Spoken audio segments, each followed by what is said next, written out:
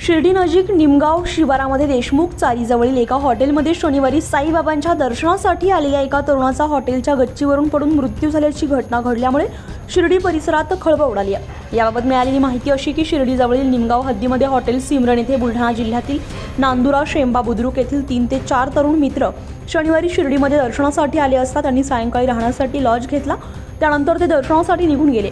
दर्शनानंतर त्यांनी पार्टीचा बेत आखला। रात्री उशिरा 12च्या दरम्यान मद्यधुंद अवस्थेमध्ये मद्य घेऊन सर्व मित्र हॉटेलला परतले। बाकी सर्व मित्र लॉजमध्ये गेले। मात्र त्यातील 23 वर्षीय शुभम सुहास नारखेडे हा तरुण हॉटेलच्या गच्चीवर गेला।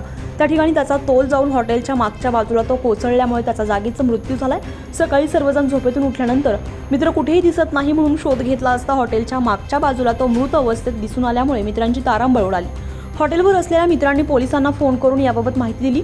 पोलीस तात्काळ घटनास्थळी हजर झाले आणि त्यांनी हॉटेल मालक, मॅनेजर, रूम बॉय आणि त्या मयत तरुणाबरोबर असलेल्या सर्व मित्रांची चौकशी पोलिसांनी सुरू केली आहे। विशेष म्हणजे हे सर्व तरुण सदन कुटुंबातील दिसत असून त्यांनी येताना महिंद्रा कंपनीचे MH28 BQ 9899 क्रमांकाचे काळ्या रंगाची थार गाडी आणली असून त्यावर मागील बाजूस मालकाचं नाव आणि हॉटेल जाधव व वाईन बार असं लिहिलेलं आढळून आलंय।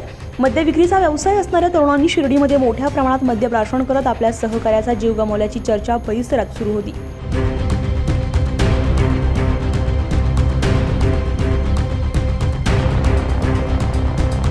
या घटनेमध्ये मयत झालेल्या युवकाचा मृत्यू कसा झाला याबाबत शिर्डी पोलीस निरीक्षक रामकृष्ण कुंभार यांच्या मार्गदर्शनाखाली पोलीस तपास करतात। उत्तर महाराष्ट्र लाईव्हसाठी किशोर पाटणी, शिर्डी।